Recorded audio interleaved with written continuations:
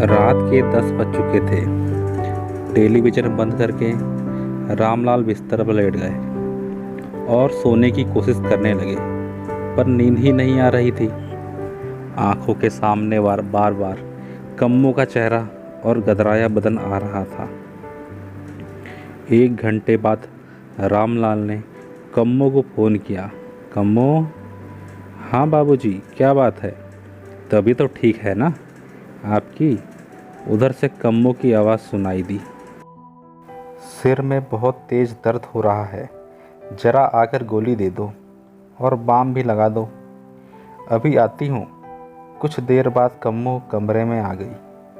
सिर दर्द की गोली देते हुए वह बोली, यह दर्द कब हुआ बाबूजी?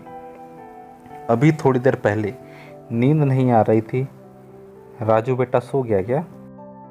हाँ बाबूजी, हम दोनों ही सो गए थे, कम्मो ने कहा और रामलाल के माथे पर बाम लगाने लगी। कुछ देर बाद रामलाल ने अपनी बाहें कम्मो की कमर में डाल दी। बाबूजी, यह क्या कर रहे हैं आप? कम्मो ने चौंक कर कहा। कुछ नहीं कम्मो, बस थोड़ा और मेरे पास आ जाओ। कम्मो ने कुछ नहीं कहा। वह रामलाल के निकट होती चली गई। कुछ देर बाद कमरे से निकलते हुए कम्मो ने कहा, अब तो आपका दर्द बिल्कुल ठीक हो गया होगा। रामलाल ने कोई जवाब नहीं दिया। वो सोने की कोशिश करने लगा, पर नींद आंखों से गायब थी। वे पुरानी यादों में खो गए। 2 साल हुए वह एक सरकारी महकमे से अफसर के रूप में रिटायर हुए थे। बेटा उमेश अपनी पत्नी और बेटे के साथ अमेरिका में था। पत्नी सावित्री के साथ जिंदगी की गाड़ी बहुत अच्छी तरह चल रही थी। एक दिन काम वाली कांताबाई एक जवान औरत के साथ आई और बोली, आप कह रहे थे कि एक ऐसी बाई चाहिए जो सुबह से शाम तक काम कर सके। यह कम्मो है, घर का सारा काम करेगी। यह हमारे गांव की है। आप किसी तरह की चिंता ना करना, इसकी पूरी जिम्मेदारी मुझ पर है। इसके साथ 5 साल का छोटा बेटा है। 2 साल पहले इसके पति की एक हादसे में मौत हो गई थी। अब इसका गांव में कोई नहीं है। मैंने ही इसको यहाँ बुलाया है। कम्मो ने हाथ जोड़कर नमस्कार किया। उन्होंने कम्मो की तरफ देखा। गदराया बदन, मोटी आंखें, गोरा बदन, खूबसूरत चेहरा। कम्मो को काम पर रख लिया गया। वह अच्छे ढंग से घर के काम करती। वह खाना भी लजीज बनाती थी। कम्मो के आने से सावित्र को भी बहुत आराम मिल गया था। वो कम्मो की बहुत तारीफ करती थी। कुछ दिन के बाद कम्मो को कोठी में ही एक कमरा दे दिया गया था, जहां वह अपने बेटे राजू के साथ रहने लगी। पास के एक स्कूल में राजू को दाखिला दिला दिया गया।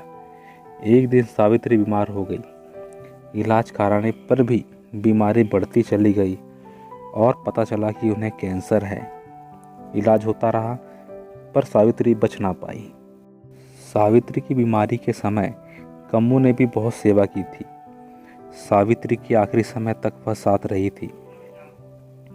अमेरिका से उमेश सपरिवार आया और कुछ दिन बाद वापस चला गया। इतने बड़े मकान में रामलाल अकेले हो गए थे। कम्मो उनका पूरा ध्यान रखती कि उनको कब क्या खाना है और कौन सी दवा देनी है। यादों के समुद्र में डूबते तैरते उनको नींद आ गई। सुबह रामलाल की नींद खुली तो उनको रात की घटना याद आते ही चिंता हो गई कि कम्मो नाराज होकर यह घर छोड़कर न चली जाए, पर ऐसा हुआ नहीं।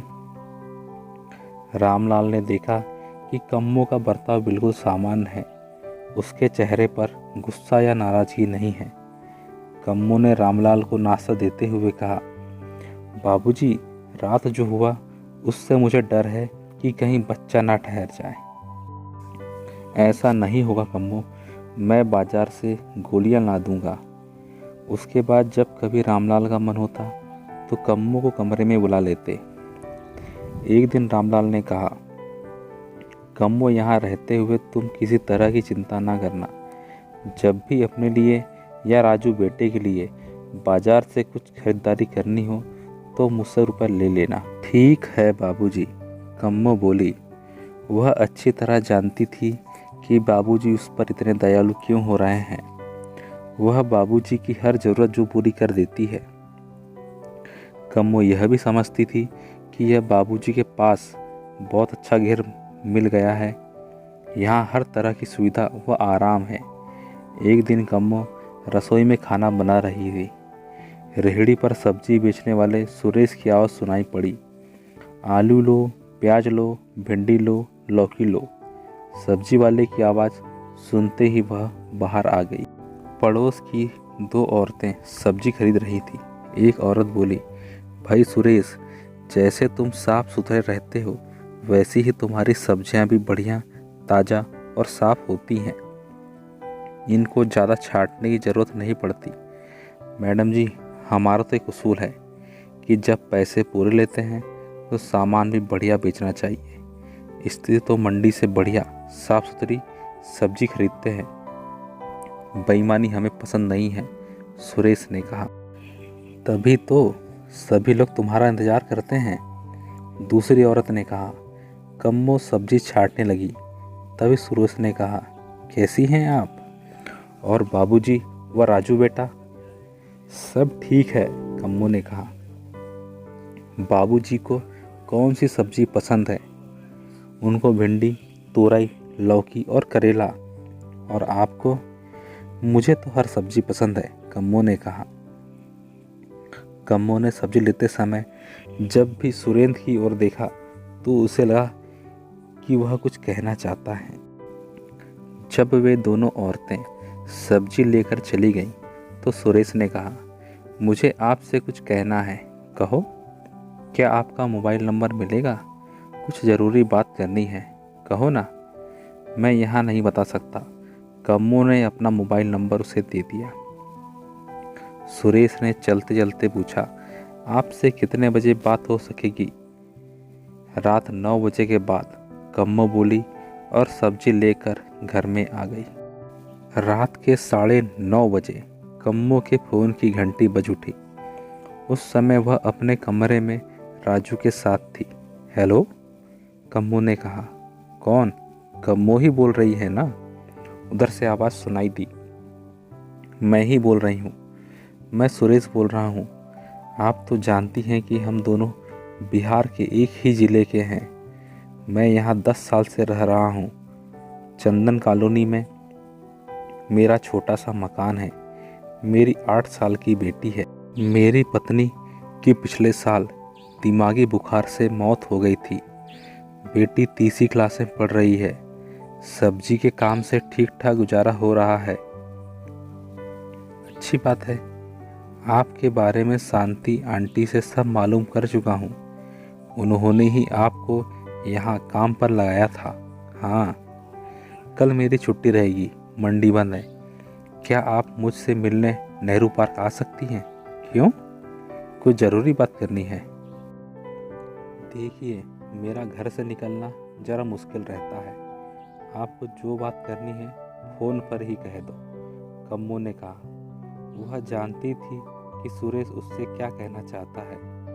आप मुझे बहुत अच्छी लगती हैं। मैं चाहता हूँ कि आप पत्नी के रूप में मेरे घर आ जाएं। आपके राजू को पापा और मेरी बेटी को भी माँ मिल जाएगी।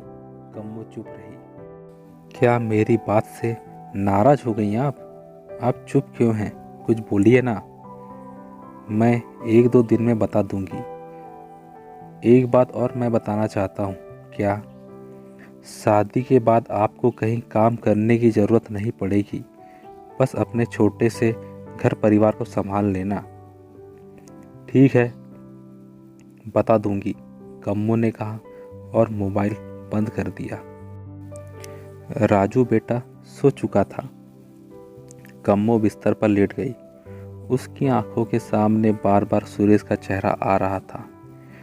अगले दिन कम्मो शांति चाची से मिली। शांति चाची ने कहा, कम्मो, मैं सुरेश को 5-6 साल से जानती हूँ। उसकी बहुत अच्छी आदत है। शराब नहीं पीता, गुटखा तंबाकू भी नहीं खाता। वह तुझसे अगर शादी करना चाहता है तो मना मत करना। तुम्हारी ज़िंदगी की नई शुरुआत हो जाएगी और उसका भी घर बस जाएगा। रात को अपने कमरे में पहुंचकर कम्मो ने सुरेश के मोबाइल पर बात शुरू की। हेलो, हाँ कम्मो, कैसी हो? उधर से सुरेश की आवाज़ आई। मैं ठीक हूँ, आप कैसे हैं? मैं भी ठीक हूँ, बस आपके फ़ोन का इंतज़ार कर रहा था। क्या कुछ सोचा है आपने उस नए घर परिवार के बारे में? मुझे मंजूर है, अब हम जल्दी ही शादी कर लेंगे। सुरेश की खुशी भरी आवाज़ सुनाई दी। अब मैं ज़्यादा दिन आपको अपने से दूर नहीं रखूँगा। कम्मो काफ़ी देर तक सुरेश से बात करती रही। सुबह नाश्ता करने के बाद रामलाल अखबार पढ़ रहे थे। कम्मो ने कमरे में आते ही कहा, बाबूजी, मुझे आपसे कुछ कहना है। हाँ हाँ, कहो कम्मो। कुछ रुपयों की ज़रूरत है क्या? नहीं बाबूजी, रुपए की ज़रूरत नहीं है। अच्छा बताओ कि क्या कहना है। बाबूजी, मैं शादी कर रही हूँ। रामलाल चौंक उठे। अखबार से गर्दन उठाकर उन्होंने कहा, शादी कर रही हो? लेकिन क्यों? शादी क्यों की जाती बाबूजी? मेरा मतलब है कि यहाँ तुम्हें किसी बात की परेशानी हुई है क्या? मैंने कुछ गलत बर्ताव कर दिया है क्या? नहीं बाबूजी, आप तो बहुत अच्छे हैं। आपने इतने दिनों तक मुझे आसरा दिया। फिर क्यों जाना चाहती हो यहाँ से? तुम किससे शादी कर रही हो? वह जो सब्जी का ठेला लेकर आता है सुरेश, वह हमारे ही ज़िले का है। उसकी पत्नी पिछले साल बीमारी में चल बसी थी। उसकी 8 साल की बेटी है। शांति चाची ने भी कह दिया है उससे शादी करने को। यह सुनकर उदास व दुखी रामलाल ने कहा, ओह कम्मो, तुम मुझे अकेला छोड़कर जा रही हो। तुमने यह नहीं सोचा कि तुम्हारे बिना मैं अकेला कैसे रह पाऊंगा।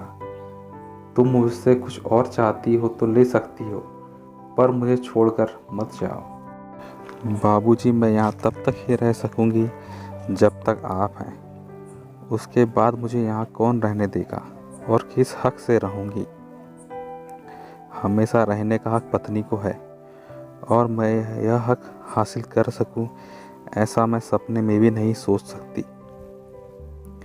क्योंकि मैं कहाँ और आप कहाँ, जमीन आसमान का फ़र्क है बाबूजी। रामलाल चुपचाप सुनते रहे।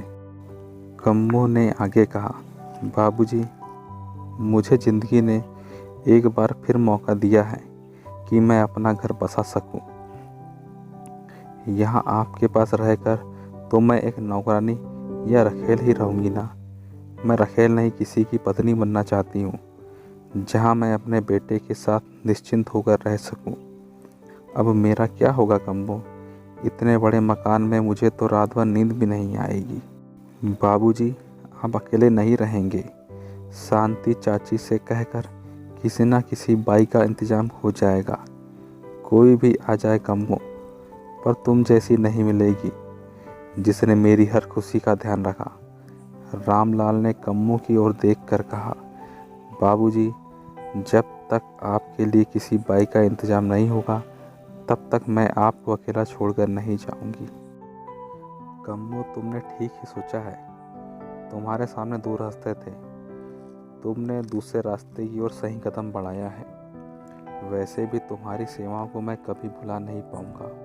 और हाँ, अपने नए घर परिवार में जाने के बाद कभी भी मेरी मदद की ज़रूरत पड़े तो बता देना। मैं तो यही कहूँगा कम्मो कि तुम जहाँ भी रहो खुश रहो। बाबूजी, आप कितने अच्छे हैं, कम्मो ने मुस्कुराकर रामलाल की ओर देखते हुए कहा। अगर आपको कहानी अच्छी लगी हो तो प्लीज़ चैनल को सब्सक्राइब करें। धन्यवाद।